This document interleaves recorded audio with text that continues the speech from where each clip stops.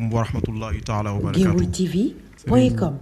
Cheikh Ahmed Tidiane Tall moom mu yóbbaale mbooloo mi yëpp ndax jotaay bi jotaayam la jotaayu maamam la su ko defee ci jàngat ci dundu maam Cheikh El Hadj Omarul Fouti radiyallahu anhu dina am loo xamante ni tey mun nañ ci am jàngat boo xamante ni dañ ciy jàngatee taalibe ban taxawaay engagement la war a am ci maanaam environnement mooy kër sëriñam ba mën a jëriñu ci maanaam lu ñuy tuddee faydu muy bëbb yoo xamante ni dina bàyyeekoo ci sëriñ bi ñëw ci moom mu jëriñu ci te du ko moy ndax bëri na koo xamante ni nekk na ci kër sëriñ di àndandoog sëriñ bi di taqoog moom mais doo gis mukk mu yokk ci wàllu yàlla ndax xëy na engagement bi mu am ci sëriñ bi moo wuute ak ni mu war a taxawee dëgg-dëgg ci loolu nag xam naa ni sànq imam Cheikh Fall ñëwoon na ci wàllu ak cëriñ waaye comme ci wàllu taalibe laay wax dinaa rek définir tuuti ci maanaam kan mooy taalibe ndax maanaam taalibe dafa nekk koo xamante ni ci niñ ko mën a déggee xam naa pour mën na jëkkanteeg waxtu bi dina am xëy na dina am yu may tëb ci wàllu lecture ci arab bi mooy koo xamante ni maanaam dafay xam lu dara moo xam ci wàllu yàlla la walla ci lu ñuy jàng ci wàllu téere ci sëriñ boo xamante ni daf koy teg ci yoon waaye ci wàllu yenn définition ci wàllu suuf yi dañuy wax ni maanaam moom mooy ki nga xamante ni xolam dafa buun maanaam ci sàkku dëgg ci subhaanahu wa taala te loolu moom mooy mataba bi nga xamante ni moo gën a suufe ci mataba ñi nga xamante ni ñoom ñoo jublu jëm sunu borom mais Ibnul Arabi al-Xaatimi nag définition bu mu joxe booy xool soo xoolee diggante maam Cheikh El Hadj Omarul Fouti yu ak Cheikh Seydi Mouhamadul Ghali da ngay gis définition boobu te moom mooy almuridu man inqataa ila allahi an nadarin wa istibsaarin wa tajarrada an iradatihi ida alima annahu maa yaqaa fi lwujudi illa ma yuriduhu llahu taala la ma yuridu gayruhu fa yamxu iradatahu fala yuridu illa ma yuriduhu lxaq maanaam taalibe dafay nekk koo xamante ni maanaam dafay su doon ni mbubu la bu mu sol daf koy simmi ba mu set wécc ci ay namm-nammam maanaam du am benn bëgg-bëgg ndax xam na ni kat lu dul bëgg-bëgg yàlla du am kon nag day jël bëgg-bëggam moom daa di sànni fële jël bëgg-bëgg sunu boroom muy bëgg-bëgg taalibe bi ndax xam na ni dara du am dara mënul sotti lu dul yàlla moo namm loolu tax nag moom dootul amati lu mu namm moom day jël ay bëgg-bëggam daal di koy wéet ci bëgg-bëgg yàlla te nag bëgg-bëgg yàlla mooy bëgg-bëgg sëriñ bi ndax xam nga yàlla dafa waxoon ni man yuti ar rasul faqad ataa allah képp ku topp sayyiduna muhammad man nga topp te nag sa sëriñ ci waxin moom mooy représentant wu yàlla ci yow ndax maa xurmatu cheikh illa xurmatul malikil maabudi maanaam xorma bi sëriñ bi am ci yow mooy xorma wu subhanahu wa taala ndax moom la teewal ci yow sëriñ bu mag sëriñ nag laay wax léegi nag naka maanaam la taalibe bi war a xool ci ni muy ànd ak sëriñ bi ci moom dafa war a am loo xamante ni ci wàllam daf ko war a amee ci taxawaay mooy soo ñëwee ci sëriñ bi maanaam melal ni taalibe maanaam melal ni ku feebar malade boo xamante ni dafay ñëw ci docteur bi pour faju te nag soo ñëwee ci docteur bi maanaam lim la wax ne la defal lii loolu rek ngay def ndax xam nga ni moom moo xam sa feebar moom moo lay faj moo tax nag soo ñëwee ci moom da nga war a ànd ak yéene bu sell ba pare it nga jël sa lépp maanaam jëmale ko ci yàlla jaarale ko ci moom mais nag bi qalbin daari'in maanaam ci ànd ak xol boo xamante ni xol bu torox la munkasir boo xamante ni daal da ngay dammulu suufeel sa bopp te it foo toll del ñaan naan allahumma dullani ala man yadulluni alayka wa awsilni ala man yusilni ilayka maanaam bul dañ di ñaan ndax amaana yaakaar nga am ci ki nga jublu mais xamoo ndax moom waa ji la wala déet moo tax foo tollul del ñaan ci yàlla boole la koo xamante ni moo lay tegtale ci moom wala moom moo lay jokkale jëm ci moom. su ko defee nag taalibe pour nga nekk ko d'abord dafa am ay charte.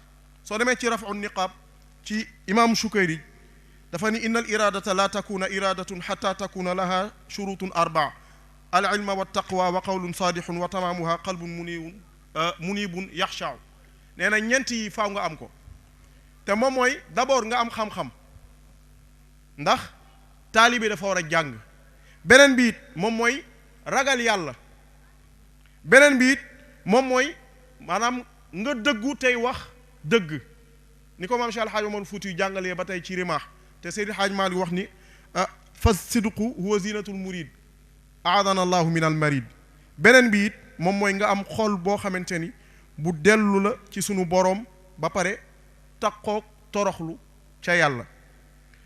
te sooy définir dara ci wàllu maanaam diine dafay laaj marjeex bi lu ci njëkk mooy mu dellu ci alquran. su dee ni sëriñ am na waaye su dee taalibe it am na ndax soo jàngee ci alquran bëri na sax mais benn aaya laaj tànn mooy wasbir nafsaka maa alladina yad'uuna rabbahum bilghadaati wal ashiyi yuriduna wajhahu bi nag moo waral ñun ñu soppaliku nekk ay taalibe maanaam ay murid nam ma jëm ci yàlla mais comme xamuñu kër yàlla nag ñu tegu ci sëriñ bu mat sëriñ sànq ni ko imam Cheikh Fall waxee. léegi nag soo xoolee ci loolu nga jàng ci histoire maam Cheikh Alhaaj Omar Fuutiyu ci digganteem ak Cheikh Seydi Mouhamadul Ghali pour wan la ni la soo ñëwee ci sëriñ soo bëggee jëriñu ci moom yow bul am namm-namm. maam Cheikh Alhaaj Omar Fuutiyu moom moo ko nettali soo demee sax ci aljawahiru wa durar bu sunu maam Ceerno Muntaga Taal di nga fa fekk muy nettali loolu. nee na ginnaaw ba moom ba mu lu njëkk loolu Cheikh Mouhamadul Ghali dafa doon testé maam Cheikh Alhaaj Omar Fuutiyu. am na bés boo xamante ni dafa am shérif bu ñëwoon ci Cheikh Mouhamadul Ghali di ko sàkku hadiya. Cheikh Mouhamadul Ghali génn gis benn naaru góor bu rafet bu nekk ci buntu kër gi mu ne ku moom lii ñu ne ko Cheikh Alhaaj Omar Fuutiyu mu ne shérif bi jëlal yóbbu. ba Cheikh Alhaaj Omar Fuutiyu ñëwee ñu ne ko sa fas bi Chérif Mouhamadul Ghali jox na ko hadiya shérif xam nga lan la wax. xam nga soo ñun suñu jamono ji tey dañ naan ak sëriñ bi daal li mu def waru ko woon def. masalan tey ma gaare woon oto ndax boobu looloo gën moo looloo nekkoon Pajero wala 4x4 yi masalan ma gaare oto ñëw sëriñ bi xool kenn ku ko neex ne ko jëlal yóbbu xam nga ni boobaa moom amaana nu muy demee falaay jaaree tàqalikook sëriñ bi mais Cheikh Alhaaj Omar Fuutiyu dafa ni yelloonte man ma nekkoon fas bi Cheikh Mouhamadul Ghali di ma war képp kuy surafa wala ngay taalibe Cheikh Ahmad Tijaan yi di war sama kaw. lii la tontu waaw yamu ca waa 2 minutes ma dese ba mu demee ci gàttal ci baytul muqaddas ak la fa am ma tënk ko nga xamante ni ci gàttal doomu buur ba fa nekkoon dafa amoon saddum jinne maam Cheikh Alhaaj Omar Fuutiyu faj ko te lu njëkk ci loolu dafa faj benn shérif boo xamante ni dañ ko salbu mënatul woon sax tari fatiha mënatul woon dara ba mu ko fajee ba pare information bi daw ba ci buur bi te buur bi amoon na doom bu wérul te moom rek la am ci doom. ba mu ko fajee dafa jël alal gi mu dencaloon doomam yëpp jox ko ba pare ba offriral ko sax benn baxl boo xamante ni en or la mais Cheikh Alhaaj Omar Fuutiyu dafa jël ci alal googu sarax ci miskin yi ba pare ba mu ñibbisee dafa jël lépp ba ginnaaw ba mu nettalee Seydi Mouhamadul Ghali ba pare ne ko ci sa barke ak barke Cheikh Ahmad Tijaani laa ko fajee mu ne ko déedéet ci barke Cheikh Ahmad Tijaani waaye dafa jël lépp liñ ko joxoon ci hadiya ci buur bi jox Sérif Mouhamadul Ghali ba pare yamu ca daf ko jox ba dindiwaale kaalaam ak ay dàllam jox ko. kon ñun war nañu jàng lii ci ni ñuy nekkee ak suñu ay sëriñ ndax fi Cheikh Alhaaj Omar Fuutiyu jaar moo tax ba mu defee loolu ci ginnaaw ba Sérif Mouhamadul Ghali dafa kontaan ba commencé di ko ñaanal ne ko maa ngi lay ñaanal yàlla sa maanaam sa tagg ak sa ciwte maanaam ci bépp gox bépp wàll yàlla na sax te it sax yàlla defal na la lu ëpp loolu yow Cheikh Alhaaj Omar Fuutiyu ba pare nee na ci la des di liggéeyal Chérif Mouhamadul Ghali ba yàlla dogal li mu dogal sànq imam Cheikh wax na ko ci rimaax bi nga xamante ni ci la ko defalee li mu koy defal ba pare wax ko ne ko Cheikh Ahmad Tijaani Chérif radiyallahu taala anhu moom moo la ko jox man intermédiaire dong laa.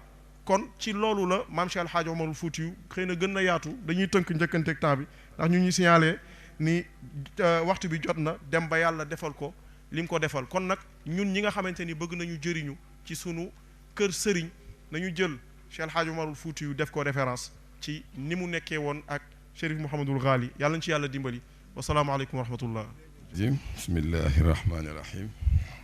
sallallahu wa sallama ala ashrafil mursalin sayyidina Muhammad wa ala alihi wa ashaabihi wa xulafaa'ihi ajmaïn wa man tabi'ahum bi ihsan ila yawmi ddin. Mes chers condisciples,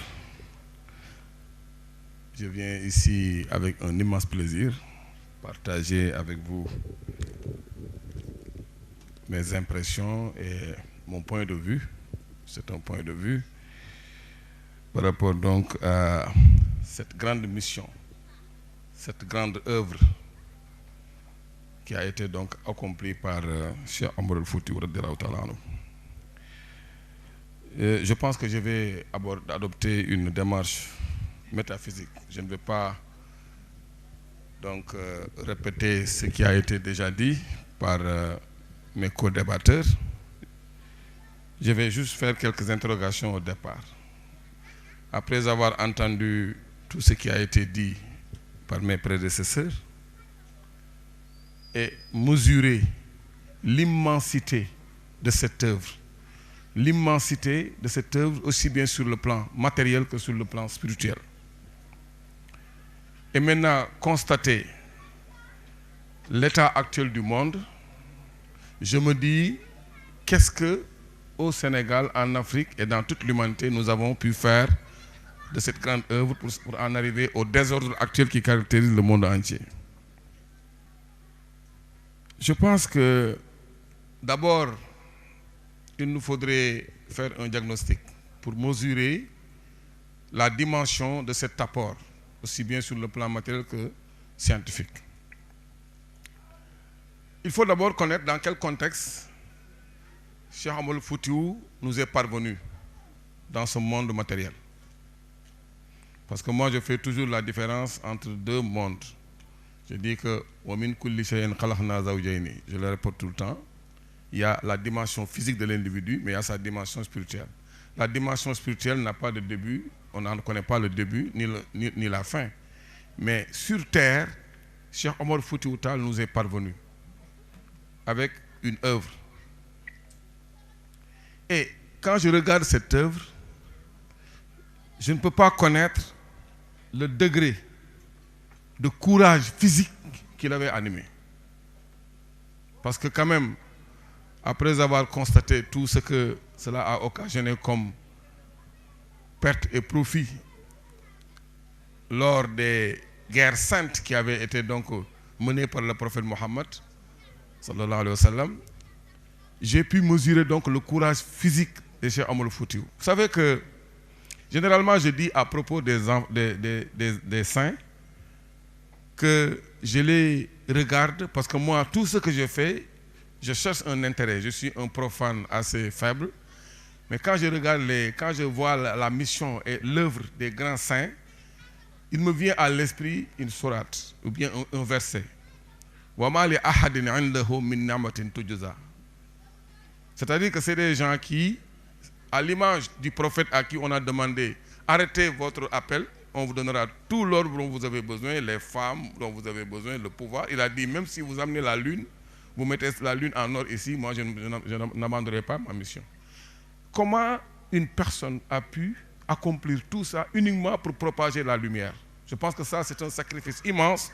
Quand on regarde l'histoire de Cheikh Omarul Foutiyu, ce sacrifice immense qu'il a dû donc faire pour pouvoir propager la Tidjaniya et l'islam dans ce beau monde, dans ce monde. Maintenant, je pense que tout à l'heure, M. Ahmad Tidiane en a parlé et Thiaw, l'œuvre scientifique, parce qu'il y a deux dimensions. Il y a le courage physique, c'est vrai, là où on a pu faire des guerres saintes, essayer d'imposer. Je dis souvent que si aujourd'hui on a pu constater toutes les mosquées construites ici et tous toutes les organisations islamiques, c'est parce qu'une personne s'est sacrifiée au départ. C'est Cheikh Omar Foutiyou Tall. Il s'est sacrifié pour que ça se passe comme ça. Il a sacrifié son être. Je le mets souvent en comparaison avec Aïssa ibn Maryam. Pour dire qu'il y a des gens qui sont venus se sacrifier. Même si on leur offrait tout l'or du monde, ils allaient faire ce qu'ils allaient faire, tout simplement pour pouvoir transmettre la mission divine, la mission du prophète Mohammed et la Tidjaniya. Je pense que ça, c'est une dimension importante. Et en y regardant de près, qu'est-ce que Cheikh Omar Foutiyou a écrit? Il a écrit Rimah, le sabre. Et quand vous allez dans le Coran, vous voyez les deux priorités de Dieu. Allazi at'amahum min ju'in wa amanahum min khawfin. Et lui, il écrit un ouvrage, il l'appelle le sabre. Et quand on voit le sabre, on dit, ce gars-là est venu pour faire que des guerres physiques. Non, il n'a pas fait que des guerres physiques. Dans tous les écrits de Cheikh Omar Foutiyou, vous trouverez tous les argumentaires contre les forces sataniques qui sont aujourd'hui en train de mettre des désordres sur terre. Et nous avons laissé faire. C'est pourquoi j'ai dit au départ, je vais m'interroger sur l'état du monde actuel. Nous nous sommes laissés submerger par des forces maçonniques, des forces sataniques qui font qu'aujourd'hui, quand je raisonne par l'absurde, je me dis qu'en raisonnant par l'absurde, je me dis enlever tout ce que Cheikh Omar Foutiyou a fait et ses disciples qui sont venus par la suite propager la Tidjaniya. Enlevez-le du paysage. Vous allez entendre que des holas de football, de la musique, vous n'entendez pas ni wazifa ni quoi. Je me dis donc, si le prophète Mohammed sallallahu alayhi wa sallam venait s'approcher de la terre provenant des mondes célestes et écoute la terre, qu'est-ce qu'il va entendre? Il va entendre des holas de football, de la musique, de la danse, mais il entendra la wazifa. Il entendra les tijanes salmodier Salatul Fatih, salmodier le Coran. C'est ce que ça s'appelle la guerre des énergies. La guerre des énergies. Parce que les sataniques, ils font tout. Regardez bien au Sénégal, là où vous avez une mosquée, vous avez toujours un monument.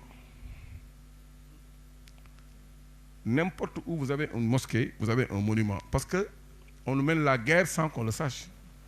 Parce que c'est une question, dans le monde matériel, le monde matériel est fait de 3 éléments. Les vibrations, les ondes et l'énergie. Et dans ce monde-là, ceux à qui nous avons affaire et qui ont dévoilé des tentacules, ils ont sorti tous leurs moyens pour combattre l'islam. Ils ne sont pas seulement limités à combattre, à essayer d'obvier la volonté de Cheikh Omar Foutiyou de propager l'islam. Ils ont continué. Une fois qu'ils n'avaient plus vu.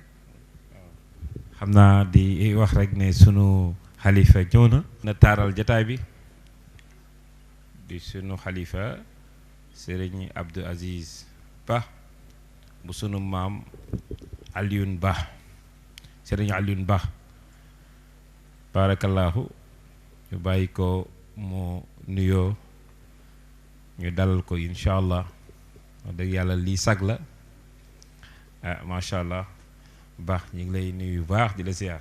waaw professeur Mounirou mi ngi woon ci li nga xam ne si moom la sunu maam Cheikh Omar Foutiyou ci wàllu xalaat ci lu jëm ci wàllu diine ak ci wàllu politique naka lañ ko mën a déggee bismillah. Voilà, donc j'en étais à cette double dimension de Rimah, de tout ce qu'il a écrit. La dimension physique qui lui a valu de faire des guerres saintes, rien que pour une cause, l'islam, la Tidjaniya, les lumières divines. Maintenant, et tout l'argumentaire qu'il a mis dans ses écrits pour permettre à quiconque veut défendre ses croyances islamiques et tidjaniennes de trouver ce dont il a besoin pour cela. Et il y a un phénomène qui a semé le désordre sur terre. Et il avait bien averti dans Rimah. C'est la connivence entre les 3 pouvoirs. Al-Mulkiya, c'est-à-dire le pouvoir matériel, Al-Milkiya, le pouvoir économique, Al-Malakoutiya, le pouvoir religieux. Je pense que Serigne Moustapha Sy Al Maktoum en parle souvent, en disant que c'est par la collusion entre ces 3 éléments-là que le monde a été mené vers ce que Dieu ne voulait pas. Quand il disait فَأَوْفُوا الْكَيْلَ وَالْمِيزَانَ وَلَا تَبْخَسُوا النَّاسَ أَشْيَاءَهُم وَلَا تُفْسِدُوا فِي الْأَرْضِ بَعْدَ إِصْلَاحِهَا. Tout provient de là. Et pourtant, dans Rimah, Omar Foutiyou est très clair sur le fait qu'il ne faut jamais aller se rapprocher des gens de pouvoir.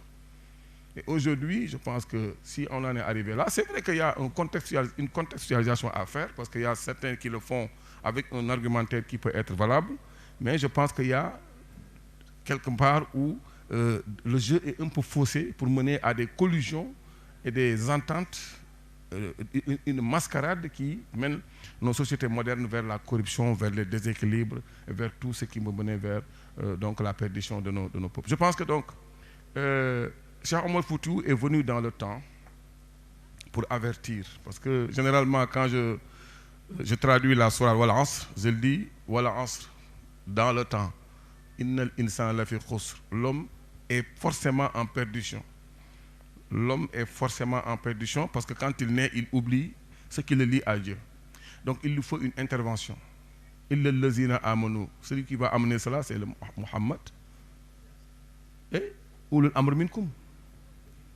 Ati'u Allah wa rasuluhu. Donc Cheikh Omar Foutiyou est cette personne-là qui est venue dans une période où on était assailli par des forces qui voulaient mettre d'autres civilisations, d'autres religions, et il leur a barré la route. Je disais tout à l'heure à Ousmane dans le véhicule que moi, ce qui m'impressionne chez Cheikh Omar Foutiyou, c'est quoi? Personnellement, en tant qu'intellectuel, il est arrivé dans une période où tout le monde savait ce qu'il voulait. Il est parti étudier pendant 20 ans. Et quand il est revenu, ceux qui étaient là comme explorateurs, comme colons, savaient ce qu'il était venu faire. Ils avaient de la force, de la science, tout. Et quand il a voulu se bagarrer matériellement avec eux, en fait, il cherchait spirituellement. C'est comme un lutteur qui fait comme ça alors qu'il veut frapper en bas. Il ne voulait pas être président, ni gouverneur, ni avoir des terrains ou avoir de l'économie. Lui, ça s'est manifesté dès qu'il est parti. Dès qu'il est parti, on a vu les Sidi El Hadji Malick, Ahmad Baro Ndiéguène, Ahmad Ndak Seck. On a vu ces gens-là pulluler partout et qui ont donc parachevé sa mission spirituelle. Je pense que c'est cette réussite-là qu'il a pu réussir en divertissant un peu le blanc, en lui montrant que oui, moi je suis là pour des guerres matérielles, ainsi de suite. Mais en bas, il avait déjà semé tout ce qu'il devait semer et ceci a germé pour donner ce que nous avons aujourd'hui. Et que dans cette guerre des énergies qui se passe dans le monde, nous avons quand même joué notre partition en tant que talibé cheikh. Tous les jours, on nous entend salmodier le nom de Dieu, Salatul Fatiha, et vraiment c'est tout le mérite de Cheikh Omar Foutiyou.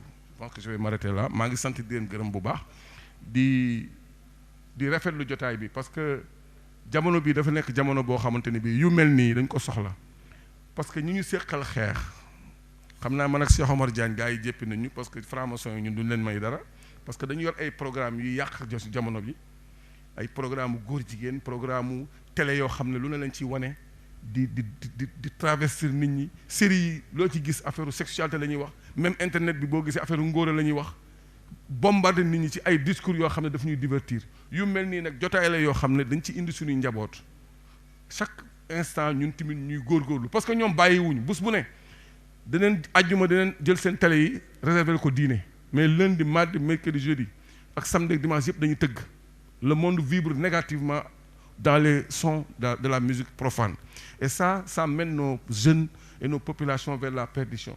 Donc jotaay yu mel nii ay jotaay la yoo xamante ne bi dañ ko war a multiplier forcer xale yi ñu ciy toog parce que bu ci xale yi toogul la nature a horreur du vide leneen la ñuy déglu ji te loolu bu ñu ko dégloo mën na leen transvertir donc il faut que ñu góorgóorlu ci jotaay yu mel ni ku ci mel ne Cheikh Omar Foutiyou ñu waxtaane ko xam effectivement lan la fi defoon ak nan lañ mën a sàmme loolu vraiment ñu sooxe ci côté boobu war bañ ñoo jural ay situation yoo xam duñ ko attan maa ngi leen sant di leen gërëm asalaamaaleykum wa rahmatulah. A'uudu billahi min ash-shaytaani r-rajiim bismillahi r-rahmaani r-rahiim alhamdulillahi rabbil aalamiin wassalaatu wassalaamu ala ashrafil mursaliin sayyidina Muhammadin wa ala alihi wa ashaabihi ghurril mayaamiin wa taabi'iina lahum bi ihsaanin ilaa yawmi ddiin wa radiyallahu an shaykhina Tijaani wa an jamii'i xulafaa'ihi wa muqaddamihi wa man tawassala bihim ilaa yawmi ddiin.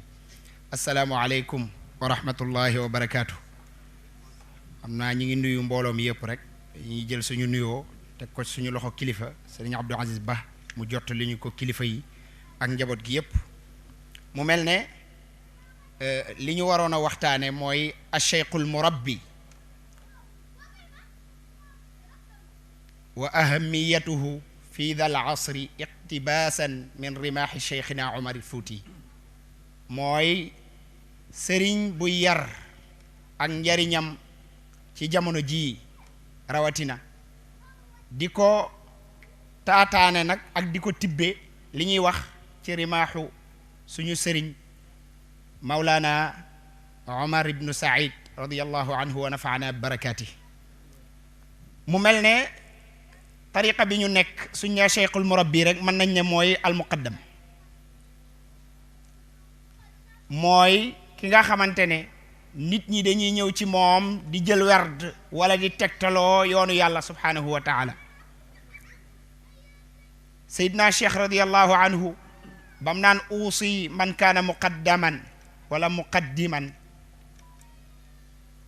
wax na lu bari an yaafu lil ixwaani min alzalali an yabsuta ridaa afwihi ala kulli xalal an yajtaniba maa yujibu fi qulubihim daginatan aw xiqda an yasaa fi islaaxi daati baynihim wa fi kulli maa yujibu xalalan fi qulubi baadihim albaad wa in ishtaalat naara baynihim saaraa fi itfaiha walyakun saayuhu fi dalika mardat allah laa li xadin zaid. wax na wax ba wax ne wa an laa yutaalibahum bi itaai cheyin la min alqalili wala min alkathir illa ma samaxat nufusuhum bi badlihi min gayri talab. Cheikh Omar andi na ko ci rimaax wax li Seydina Cheikh dénk képp koo xamante ne ab muqaddam nga. turuq suufiya yi tamit ku nekk teg na ay chartam ci ne charte yi de mooy charte yi mënta ñàkk ci nit ngir mu nekk njiit nekk gidd ci wàllu tariqa wàllu pas-pasu baatin. waaye wuute nañ ci shurut yooyu ci lu bari, waaye suñ xoolee ci ijmaalan am na yoo xam ne dëppoo nañ ci, mooy maarifatu cheikhi bil faraid al ayniya, mooy sëriñ bi xam faratay jëmmam, mooy sëriñ bi xam lu muy defare ay mbiram ak nu muy defare taalibe yi nga xamante ne dañoo ñëw ci moom ngir def sayru suluk, mu xam nu mu leen tege ci yoon wi. bokk na ca idne muy ndigal, sëriñ force mu am ko doog a mën a nekk ab sëriñ, doog a mën a nekk ab gidd ci tariqa yi, doog a mën a jubbanti, mën a sóob taalibe bi ci yoonu yàlla. waaye bokk na ci mooy ittisaalu sanad, loolu tamit boo demee ci tariqa yépp ci tasawuf ci littérature bi bokk na ci li nga xamante ne bokk nañ ci ànd, mooy day am ak càllala goo xam ne day dem ba ca yonent bi sallallahu alayhi wa sallam. waaye bokk na ci ba tey mooy alxibra attaam, xibra boobu nag mooy xam suluk yi fi ñuy aw, xam taalibe bi fi nga koy awale, xam maratibu taxliya yi ak maratib yi nga xam ne maratib taxliya la, ngir nit ki mën a àgg ci xam yàlla, mën a àgg ci martabatul muraqaba, ba mën a àgg ci mushahada wala mu àgg ci mukashafa yi nga xamante ne ay terme la yoo xam ne tàmm nañ ko liir ci tasawuf.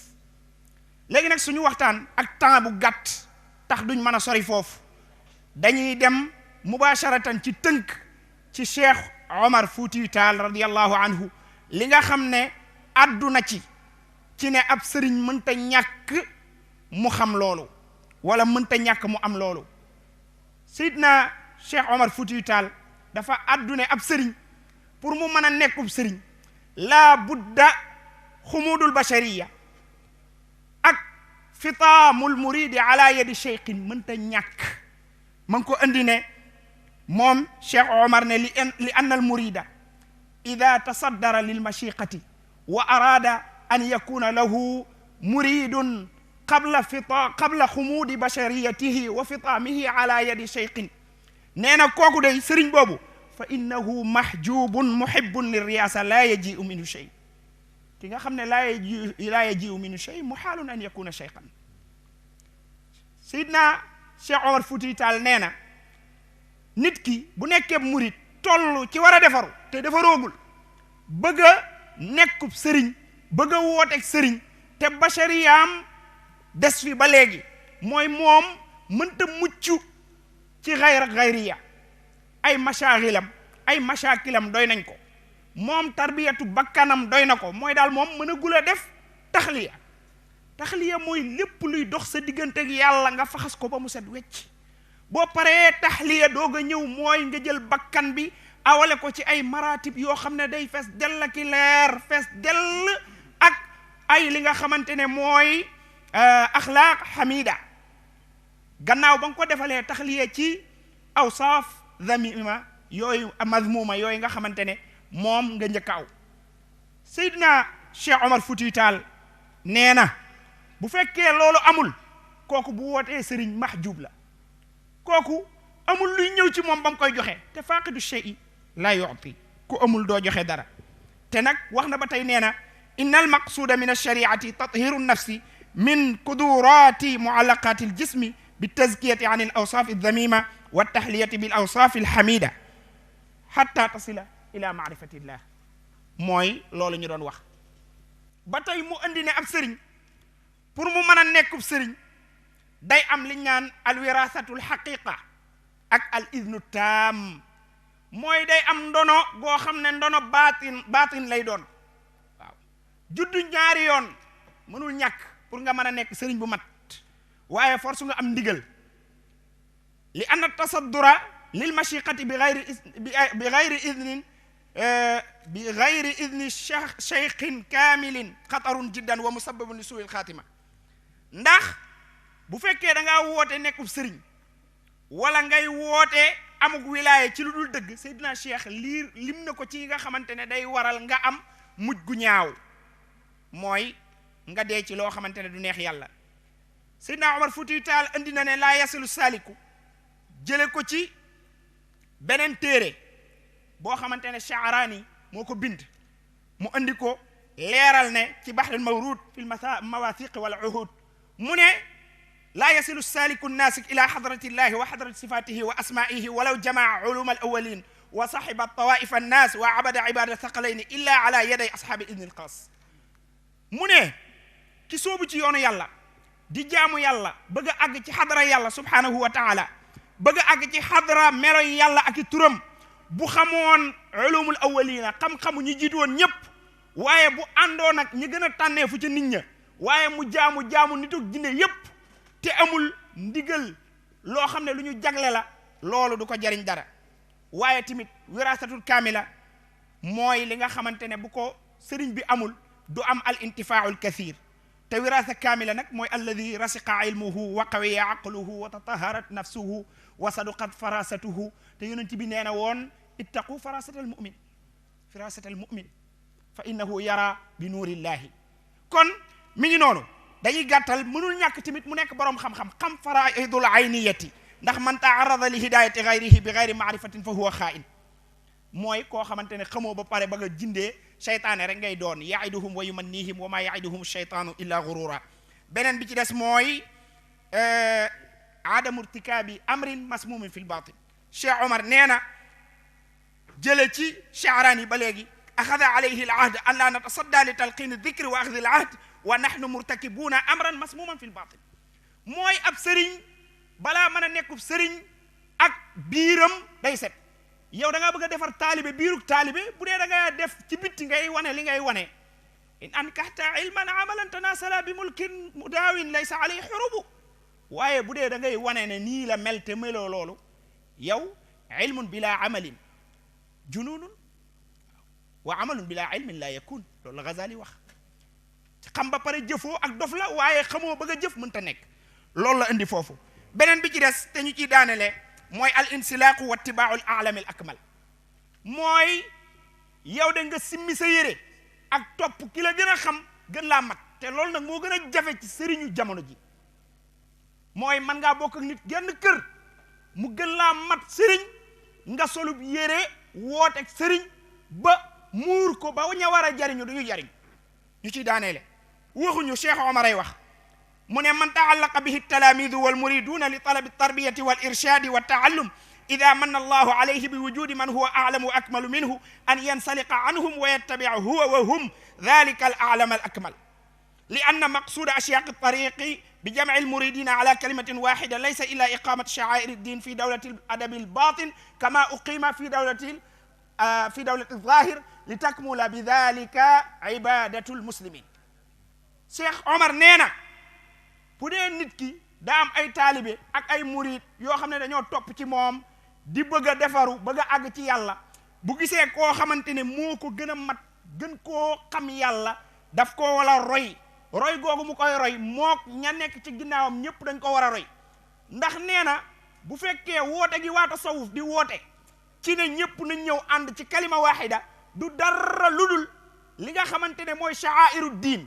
comme niñ ko taxawale fii dawlati zahir ñoom mutasawifuun yi ñu taxawal ko fii dawlatil baatin loolu dong la moo tax ci la waxee ne nag wa iyyaka an tadunna anna martabata alxalifati wal muqaddam fi ataa il wirdi ala haddin sawa mu ne al muqaddam min jumlati raiyati al xalifa boo nekkee muqaddam ci njabootu xalifa nga bokk yow ña nga jox werd ak ña nga jox werd ñañ jox werd ñëpp xalifa ba lañ war a topp même bu xalifa ba joxu leen werd nee na alayhi taatu alxalifa huwa wa jamaatuhu kama yajibu ala jamaatihi taatu comme ni sa mbooloo moomu topp la waree noonu la waree yow muqaddam boobu nga topp xalifa boobu hada wa billahi tawfiq wassalaamu aleykum wa rahmatullahi wa barakatuh wa radiyallahu aydan an saaxibi alfaydi walxatmi abil abbaas ahmad attijani radiyallahu anhu wa radiyallahu aydan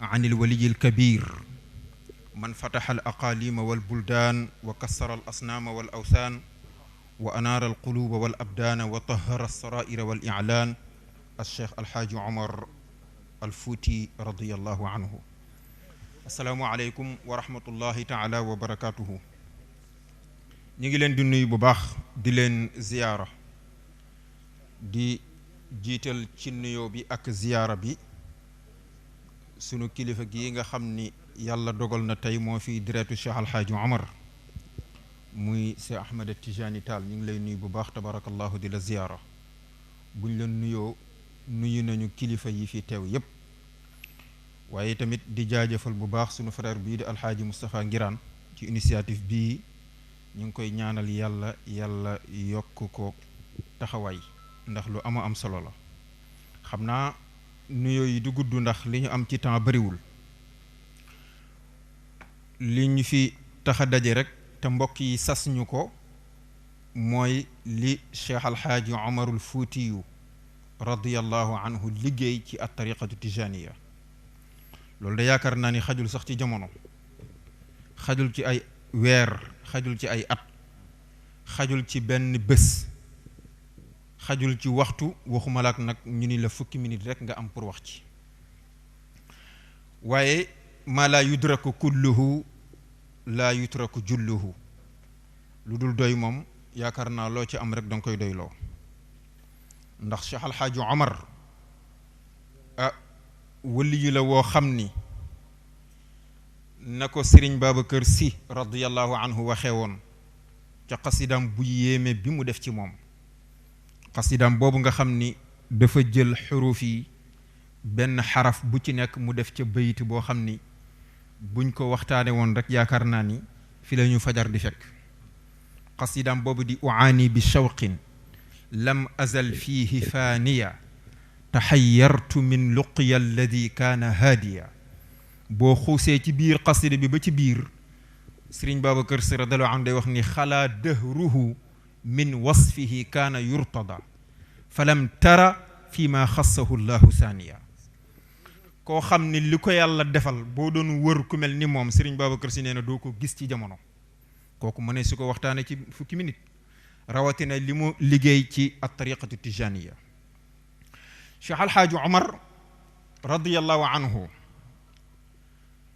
mi ngi jëlee tariqa bi ci sëriñ bu ñu wax Abdul Karim ibnu Ahmad an Naqil parce que loolu tamit il faut que ñu di ko wax nit ñi parce que ñu baree bare dañu yaakaar ni a Cheikh Mouhamadul Ghali moo jox tariqa bi Cheikh Alxaaji Omar waaye Cheikh Mouhamadul Ghali dafa yeesalaat Cheikh Alxaaji Omar bi ñu gisantee da ko yeesalaatal mu amaat ci moom ay asraar ak ay anwaar ak ay tajalliyaat waaye tariqa bi mi ngi ko jëlee ci ku ñuy wax Abdul Karim ibnu Ahmad an Naqil al Fuuta ki nga xam ne al Fuuti la dëkkoon ca dëkk bu ñuy wax Tanbu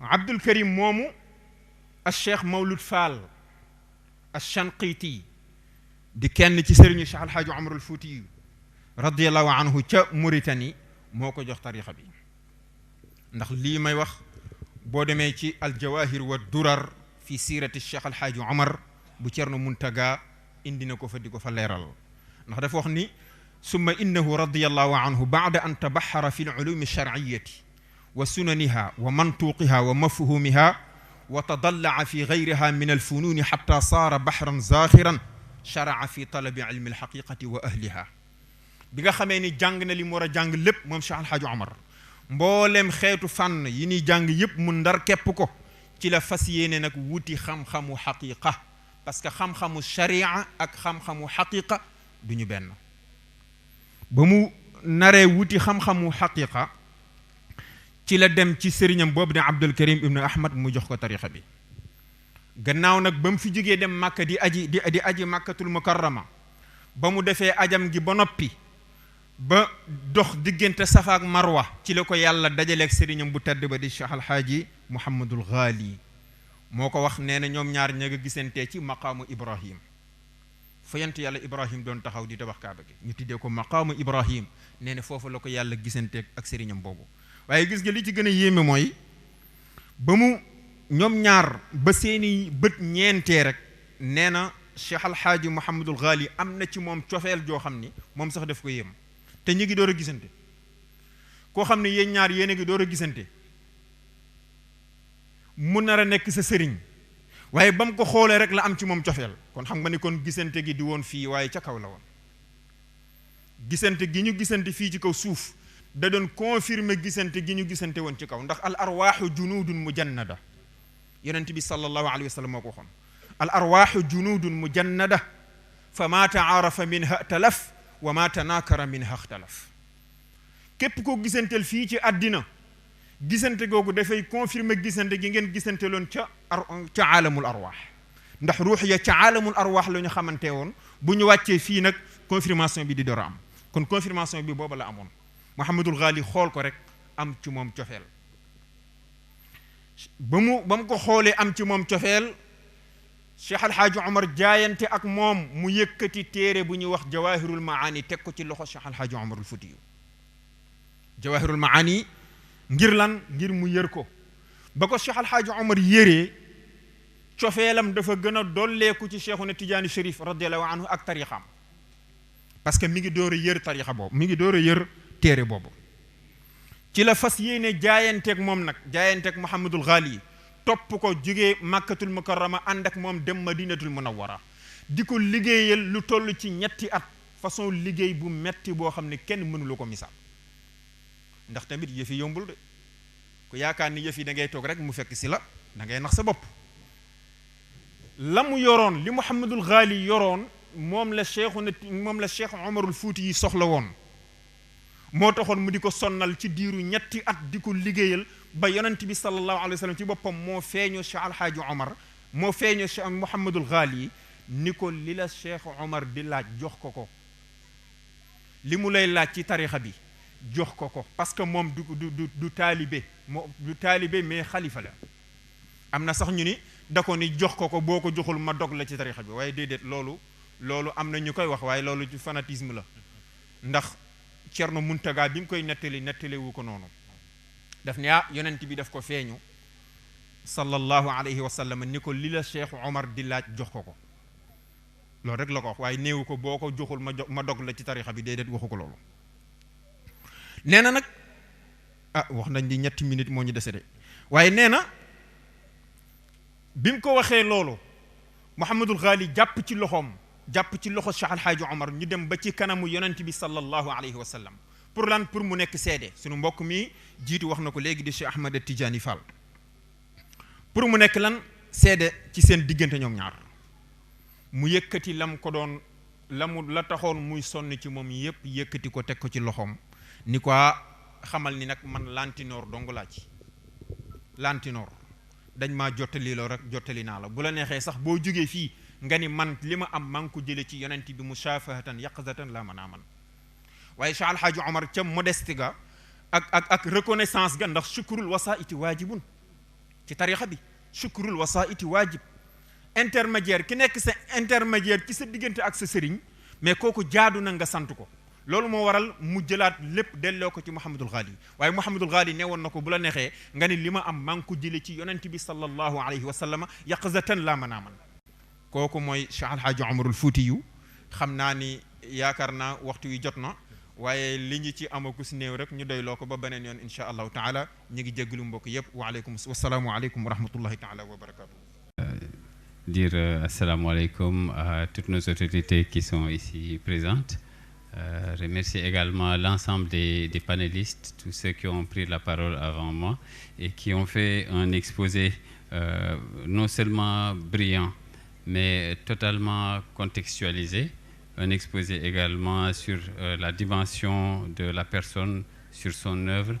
Mais ce qui a retenu mon attention et que je vais vous livrer, c'est surtout la pertinence de l'œuvre de la personne dans le contexte actuel que nous sommes en train de vivre, comme si Cheikh Omar Foutiyou Tall n'était jamais vraiment parti, puisque dans tous les cas, on sent la pertinence de son œuvre et qu'aujourd'hui, nous sommes en train encore de célébrer la portée de son œuvre. Donc, je m'en vais, après avoir félicité tous ceux qui ont fait leur exposé avant moi, vous présenter maintenant la synthèse du rapport en disant humblement que il y a des passages que je vais devoir compléter a posteriori pour différentes raisons. Donc je prie les différents panélistes de faire preuve de mansuétude à mon égard et de me partager pour les actes finaux du colloque. Donc le symposium a porté sur la vie et l'œuvre riche et multidimensionnelle de Cheikh Omar Foutiyou Tall. L'homme est présenté par les panélistes comme une des figures les plus illustres de notre histoire moderne. Son impact transcende les générations et sa vie continue d'illuminer la vie de millions de personnes en Afrique de l'Ouest et au-delà. L'homme a opposé une des résistances les plus mémorables à la colonisation. Il a prêché la paix et la justice en Afrique de l'Ouest, a insisté sur la pureté du cœur et de l'engagement envers le Créateur. Ces écrits mémorables, dont Arima constituent un traité sur la Tijaniya et continuent d'influencer les pensées, n'est-ce pas, des condisciples, les pensées des chercheurs dans la religion. L'homme est également présenté comme un fin stratège militaire et un homme d'État. Son courage et sa détermination face à l'envahisseur font de lui un digne représentant pour l'honneur de son peuple. Il a suivi les pas du prophète sallallahu alayhi wa sallam. Il fut le plus exemplaire propagateur de l'islam selon les mots du guide suprême de la Jamahiriya libyenne. Son impact va bien au-delà de la seule période historique qu'il a vécue. En comparaison avec les crimes en cours, par exemple en Palestine, on notera qu'il avait déjà dénoncé les pratiques criminelles de l'esclavage et de la colonisation. Il est intéressant de voir aujourd'hui toute l'Afrique contemporaine se lever comme un seul être pour continuer le même combat de la dignité humaine. Radiyallahu anhu Cheikh Omar Foutiyou Tall, pour son œuvre ainsi que le prophète nous l'a enseigné, sallallahu alayhi wa sallam, man sanna sunnatun hasanatun falahu ajruha wa ajru man amila biha. S'il est vrai que l'on est ce que l'on fait et que l'œuvre ne s'évanouit pas, comme Dieu le dit dans le Coran, fasbir inna Allah la yudi'u ajral muhsinin. Cheikh est donc tel que son œuvre éternelle, car nous ne sommes pas que physiques, comme le rappelait tout de suite Mounirou Ndiaye. Nous sommes également esprit. Et c'est son esprit qui vogue ici dans l'assistante et qui va continuer à voguer, puisque nous souhaitons que des générations et des générations continuent à célébrer et à magnifier son. Je vais également synthétiser sur la pensée religieuse et politique, même si d'autres points ont été abordés par rapport à l'immense œuvre de l'homme. Donc, on a noté l'immensité de son œuvre matérielle et spirituelle. Mais un des panélistes s'est intéressé à faire revenir Cheikh Omar Foutiyou à la période actuelle pour se demander comment est-ce qu'on est arrivé, malgré le travail immense que l'homme a accompli, comment est-ce qu'on arrive encore à avoir un tel désordre au niveau mondial. Le contexte de l'apparition de Cheikh Omar Foutiyou a été également revisité et ça a permis de distinguer deux dimensions, physique et spirituelle, de l'être. On peut imaginer, diront les panélistes, tout le courage physique qui a été nécessaire pour, de manière totalement désintéressée, propager la lumière divine sans aucun intérêt profane. Tout faire pour la gloire de Dieu, tout faire pour restaurer la religion originale. Il a aussi défendu la religion de Dieu par son œuvre scientifique, avec un système d'argumentaire qui permet non seulement de répondre de manière totalement satisfaisante aux critiques de son époque, mais qui permet même d'anticiper sur les critiques à venir contre la religion et contre la tariqa. Aujourd'hui, nous sommes face à une guerre insidieuse qui est menée contre la religion de Dieu. Les enseignements de Cheikh Omar Foutiyou Tall permettent de maintenir vivaces les piliers critiques de la tariqa et également de la religion. Les connivences entre les trois pouvoirs matériels, économiques et religieux ont été également considérées comme la source d'un grand désastre et interpellent toute l'assistance, puisqu'en réalité, l'instabilité qui est constatée dans les différentes organisations religieuses semble porter préjudice un peu. Voilà. Donc, semble porter préjudice à la santé spirituelle des populations. Les collisions entre ces pouvoirs ont causé la perte des sociétés. Cheikh Omar Foutiyou Tall participe à travers son œuvre à libérer l'humain et à le réconcilier avec son Créateur. Sa mission, à son retour, était sans aucune ambiguïté. Elle était également stratégique pour avoir des résultats pendant sa période et pour les périodes qui lui auront succédé. Son œuvre continue donc à inspirer toutes les générations pour assurer qu'à côté des œuvres sataniques et maçonniques, les actes d'adoration et d'unicité de Dieu continuent de s'élever vers les cieux et de remplir le cosmos. Walaw karihal mushrikoon.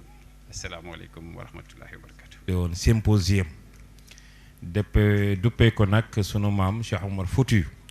dégg ngeen li fi mbokk yi indi ci wàllu xam-xam, ci wàllu orientation, yàlla nañ ko muurloo, yàlla na yàlla barkel leen, yàlla na yàlla defal ñu taw feex ak taysiir ak najaa ci barke Yonent bi. et wax ji may wax nag day xaw a mu yóbbante bu ñuy jox le professeur Mounirou nga xam ne il a des entrées peut-être avec le nouveau gouvernement mi nga xam ne dañoo bëgg changer l'éducation wala bokk jëmale ko kanam.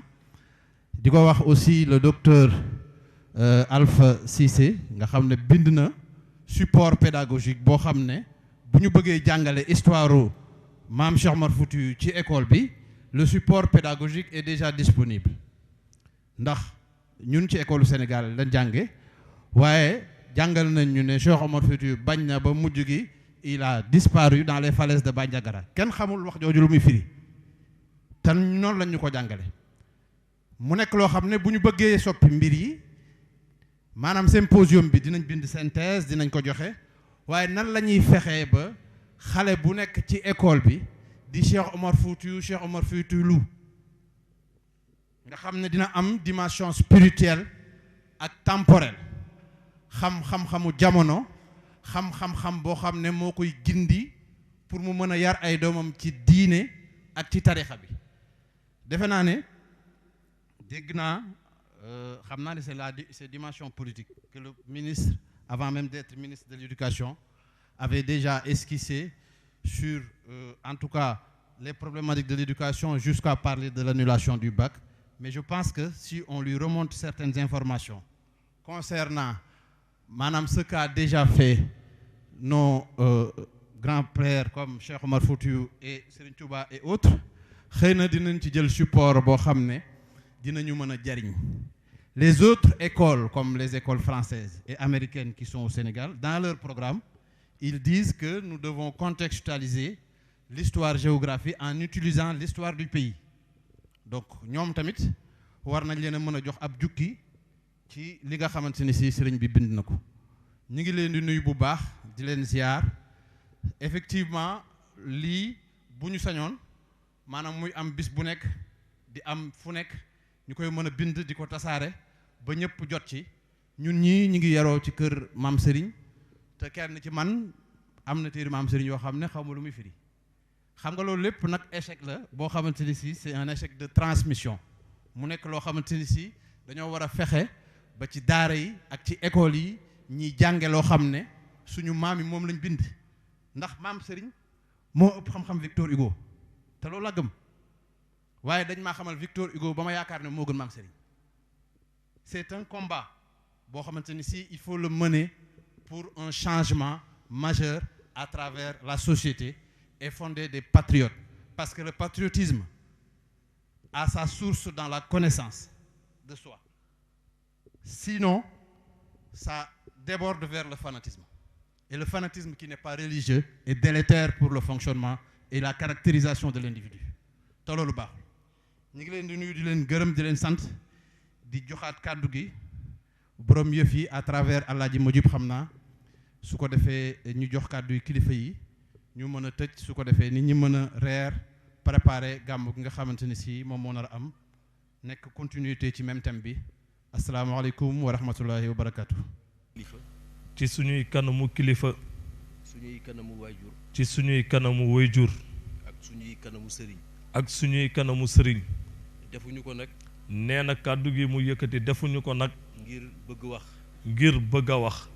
wala bëgg fësal suñu bopp. wala bëgg fësal suñu bopp. wala leneen lu ko nduru. wala leneen lu ko nduru. waaye nit dina toll foo xam ni. waaye nit dina toll foo xam ni. ci mbaax. ci mbaax. ak yëkkatiku. ak yëkkatiku. ak ngëneel. ak ngëneel. ak tedd nga. ak tedd nga. yu ko nit ñi ji. yu ko nit ñi ji. ba mu rafet lool. ba mu rafet lool. ñu yaakaar ne moom la. ñu yaakaar ne moom la. fekk du moom. fekk du moom. jaadu na. jaadu na. ñu fësal ko mbooloo mi. ñu fësal ko mbooloo mi. wax ko. wax ko. budul dara sax. budul dara sax. ñooñu. ñu ñaanal leen yàlla. kaddu yi du dara. kaddu yi du dara. kaddu sant. kaddu sant la. waaye am na ay cant yoo xam ni. waaye am na ay cant yoo xam ni. ki ko dund rek. ki ko dund rek. wala kiñ ko defal rek. wala kiñ ko defal rek. moo ko mën a sant. moo ko mën a sant. kim ko sekk ak.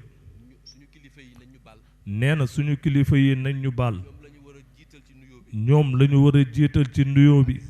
ak ziyaara bi. ak cant gi. ak cant gi. waaye jotaayu yiw. waaye jotaayu yiw. di jotaayu xam-xam. di jotaayu xam-xam. boo xam ni. boo xam ni. ñëpp mën nañ ko jëriñ. ñëpp mën nañ ko jëriñu. mën nañu ci jëriñu. ñëpp mën nañu ci jëriñu. te mu tumuranke ci jamono. te mu tumuranke ci jamono. ci ay kër yu bari nag. ci ay kër yu bari nag. waaye yàlla ñun. waaye yàlla ak ñun. wërsëgal ñu ko. wërsëgal ñu ko. ngir mbaaxam rek. ngir mbaaxam rek. jaarale ko. jaarale ko. ci Seydi Ousmane Kane. symposium bi. nee na symposium bi. li tur bi di yaatu yaatu yaatu. yëpp liggéeyam la. lépp liggéeyam la. ñun daal bu ñu tàmbalee. ñun daal bu ñu tàmbalee. dañ naan ko Ousmane. yaag sa mbokk. docteur Awali Fall. na ngeen seet rek. nu mu gën a baaxe ak nu ko nit ñi mën a jëriñoo. ñun nuñ ci mën a jëriñoo. ci xam-xam. ak luy defar suñu dund. nga dimbalee ñu ko. nee na moo tax léegi rek. suñu sang bii. di sëtu Cheikh Hadji Omar Foutiyou Tall. nee na mu ngi naan ko Moustapha. li daal ni nga ko inspiré woo. mu riis ci wàllu enseignement. c'est très bien réfléchi kenn xamul lii lan la. waaye nag jëmb jële la. muy Seydi Ousmane Kane. Ousmane yal na la yàlla fay. ci sa taxawaay. mu doon ci suñu jëmm ji rek. xëy na éminent professeur yi toog suñu diggante. xëy na duñ ko am. waaye ñu jaari ci. gërëm ci suñuy mag. gërëm ci suñuy kilifa. mu nga xam ni mooy suñu taawu wayjur. mooy Cheikh Ahmed Tidiane Fall. bii denc suñu mag. sonn nu lool ci yëf yi. nee na xam na bu limee sax dina yàgg ci wax ji te bëgg ko li mu bëggoon rek à travers Seydi Ousmane Kane mu ngi nuyu imam nuyu ñëpp nag nee na di nuyu tabarakallah ñi doon jàllale xam-xam ndax Cheikh Alhaaji Omar Fuutiyu ku ko jàngale wax dëgg yàlla te ñu dégg ko sa dund mën na jag nee na moom ba muy dem ci jamonoom dafa joxoñ ni xëy na tarixa bi mën na baax ci wàllu Seydil Haaji Malick moom la ñu juñu nee na waaye Seydil Haaji Malick moom ba muy dëddu dafa ne jamono ju lëndëm ngeen jëm waaye lu mu lëndëm naa leen bàyyi ak ñaar ngeen ciy bàyyi seen xel jamono ju ne muy ifham ak kifaayatu raahibin benn bi di jàngale ci sariya lëndëm yu ñu mën a gàkkal ci suñu wàllu yëpp beneen bi ci wàllu tarixa ñu xamal ni Seydi Ousmane sa liggéeyu dëwën mooy nekk symposium boo xamal ne ci maam Cheikh Seydil Hadji Malick lay doon mu war a nekk continuité liggéey bi yal nañu ci yàlla defal ndam nee na te ndam li du dara nag lu dul mooy ñu dégg ko te mu gën a defar suñu yéene ñuy def ngir yàlla ñuy bëgg ngir yàlla ñuy jaamu yàlla ngir yàlla ñuy organiser yu mer nii ngir yàlla ñuy wuyu di wuyu si ngir yàlla ñuy déglu di déglu ngir yàlla ndax jikko yëpp mën a baax ci suñu barke suñu sang yi di suñuy wayjur nee na nga xam ni suñuy jëmm yi doye dina lool pour yëkkati leen waaye ñoom boo leen di ndax tuddal maamam rek nee na mu ngi bëgg a tudd Cheikh Ahmed Tidiane Tall nee na miinu ko miin gu yaatu waaye ba mu jàkkaarloo ak moom nee ko ñun daal dañu am bés tuddee ko Cheikh Alhaaji Omar Fuutiyu nee na moom dafa mel ni da koo jël rek def ko rakkam def ko doomam def ko taalibeem ci bés bi rek lay wax nee na loolu nag màndarga la ci wane ne moom maamam rek moo ko ñor nee na suñu jëmm yi indiwu ko fi waaye jëmm Cheikh Alhaaji Omar Fuutiyu moo ko ci indi nee na lii nag ñuy def buñ ci amee benn voix boo xam ne ñu ngi ciy jéem a bay suñu waar dañ koy sante suñu kër maam Alioune Ba ndax fa la ñu yàlla boole ñu judd rek gimmi ci ñoom ñu ñuy jàngal ñu leen di dégg ci tarixa bi di leen dégg ci sariya bi di leen dégg ci kër maam Seydil Hadji Malick ba ñu ginni ci donte ne baaxuñu waaye ñu am tuuti cofeel ci lii nee na loolu ñu sante leen ko te seen xalifa mu ngi nii toog mooy Cheikh Alhaaji Abdoul Aziz Ba di caat di doom ci maam Serigne Aline Ba ñu koy sant di ko gërëm di ko mastaw ci déplacement bi nee na moom nag kilifaam mi ngi nii toog muy Seydi Pape Sarr Ngiraan di doomu baayam di magam nee na yoroon leen tamit ca ngumba bàyyi na yitteem yépp ñëw toog nee na lii mënuñu ko woon ñàkk a wax bu ñu mënoon tudd ñëpp tudd leen pour feeñaat rek suñu mbégte waaye lii yal na ci yàlla bég yal na ci yonent bi bég yal na ci Seydina Cheikh bég waaye yal na ci Cheikh Alhaaji Omar Fuutiyu bég ci ànd ci ak ñun yàlla defal ñu yiw ñu jaar fi suñu aajo yëpp faju di xeeñ ci yoonam rek yal nañu ko yàlla defal ci barke Cheikh Alhaaji Omar Fuutiyu mi ngi jéggalu bu baax nag ci kàddu yi warul suñuy kilifa toog ñuy yëkkati kàddu soxna Umu Kalsum Ba Seydi Tall lépp moom la bu ma la nee bés bi bu rafetee rek moom la amul de waaye lépp loo xam ne ñoom ñu ngi ciy yëngatu da ci xar tànk tubéyam ngir rek mu baax lu ne dina ko daj nee na moom benn doom bu góor la amul mag amul rakk ay jigéen rek la am waaye da leen di poñe neen day yërëm sax ñoom Seydi Seex ndax ñoom it dañ ciy am coono ndax bëgg rek lii baax tabaarakallahu mu ngi gërëm nag ñi ñu yàlla booleeg muy suñuy rakk di ñu dimbali ci wàll bii mu ngi tuub Abdul Majib kàddu gi moo ko bëgg a génneel boppam jaarale ko rek ci Seydi Ousmane Kane gërëm ko ndax mu ngi liggéeyu xam-xam gu doy waar Ousmane yal na la yàlla la fal cat ñi la yàlla booleeg tamit yal na yàlla fay leen mi ngi nuyu di ziyaar ñëpp di nuyu nijaayam Pape Mayoro Sall di doom ci Seydi Abbas Sall waaye yaayam di suñu doomu maam Alioune Ba waaye ñun nag suñu sëriñ bi ñu nàmpal ci salaatul fatihi bés bii da ko ñoroon lool ba pare moom ñu tuddee ko Seydi El Hadji Omar Fouti mooy suñu maam Omar Ba nee na moom dafa léejoon lool nekk Ndakaaru léej lool nee na yaayam mi ngi nii di ko dégg yàlla dogal ñu jël ko boobu gën naa tuuti mi ngi seem nee na ñu jël ko dénk ko maam Umar nee na mu toog ci maam Umar Ba nee na ba mu agsee mu ne ko Moustapha man daal su may dem jàkka ja boobu ba ji sëgg na su may dem jàkka ja daal ñëwal nga jàpp sama loxo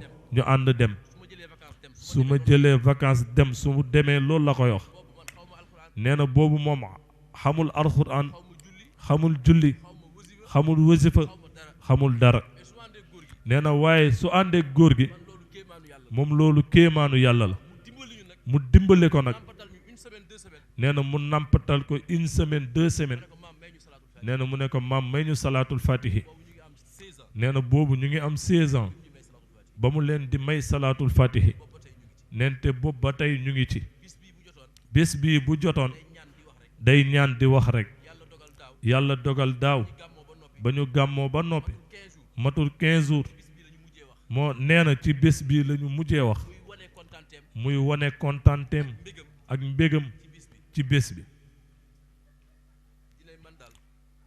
nee na mu naan man daal maa ngi leen di ñaanal li ngeen nekk yal na yàlla saxal ko nee na mu jàpp ne rek moom mu ngi leen ciy seetaan lu tax mu tudd ko nag ngeen baal ko dañ ko tuddee Cheikh El Hadji Omar Fouti mu koy wax rek ngir moom fi mu ne ñu teralee ko Cheikh El Hadji Omar Fouti nee na mu bëggoon balaa kilifa yi di jël moom mënu ko waaye mu sant ñaar rek ci ay mbokkam nee na ñu rendre ko hommage ci ay minutes yu ndaw nee na muy sàkku kenn ki def benn xasida ci arab kenn ki def ko ci français nee na mu ne leen nañ ko wax maam Omar Ba